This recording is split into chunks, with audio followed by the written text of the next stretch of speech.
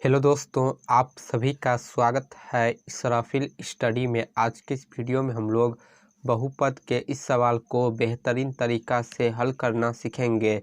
तो वीडियो को पूरा लास्ट तक देखिएगा जिससे कि आप अच्छे तरीके से समझ सके। और अगर आप चैनल पर पहली बार आए हैं तो चैनल को सब्सक्राइब ज़रूर कर लीजिए।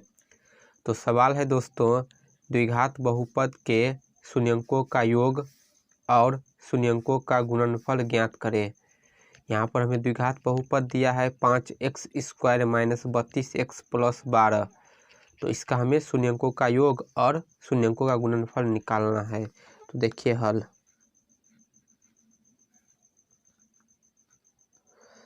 बहुपद दिया है 5x² - 32x + 12। इसका हमें शून्यंकों का योग और गुणनफल निकालना है। तो दोस्तों यहाँ पर लिख लेते हैं कि शून्यंकों का योग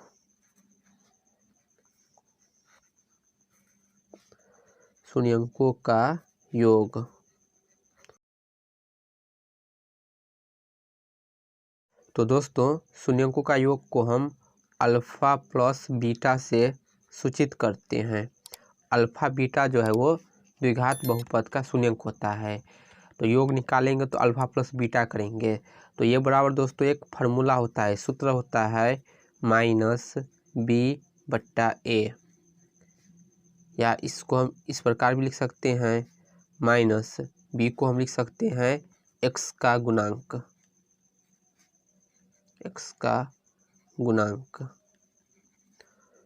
फिर बट्टा में 1 को हम लिख सकते हैं x² का गुणांक।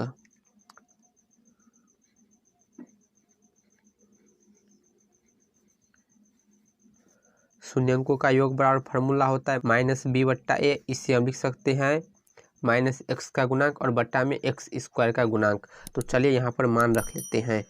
अब ध्यान दीजिए, यहाँ पर ये जो बहुपद है 5x² - 32x + 12, 5 जो है वह a के जगह पर है, 32 जो है वह b के जगह पर है, और ये जो अचर पद है 12 ये c के जगह पर है।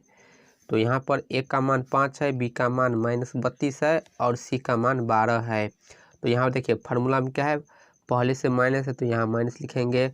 अब b का मान रखेंगे तो b का मान क्या होता है, x का गुणांक। तो यहाँ पर x का गुणांक क्या है, -32 है। तो यहाँ पर लिखेंगे कोष्टक लगाकर -32। फिर बट्टा में फार्मूला क्या है, x² का गुणांक यानी a। तो a का मान क्या है, a की जगह यहाँ 5 है तो 5 होगा। अब इसे हल कर देंगे, माइनस से -32 में गुना करेंगे तो +32 होगा और बट्टा में 5। तो दोस्तों ये जो आया है 32/5, यही है शून्यंकों का योग। ठीक, अब हम शून्यंकों का गुणनफल निकालेंगे। तो लिख लेते हैं यहाँ पहले शून्यंकों का गुणनफल। तो दोस्तों शून्यंकों का गुणनफल क्या होगा, अल्फा गुने बीटा होगा। द्विघात बहुपद का 2 शून्यंक होता है, एक अल्फा एक बीटा। योग निकालेंगे तो अल्फा प्लस बीटा करेंगे, जब गुणनफल निकालेंगे तो अल्फा गुने बीटा करेंगे। तो ये बराबर दोस्तों सूत्र होता है, फार्मूला होता है c/a।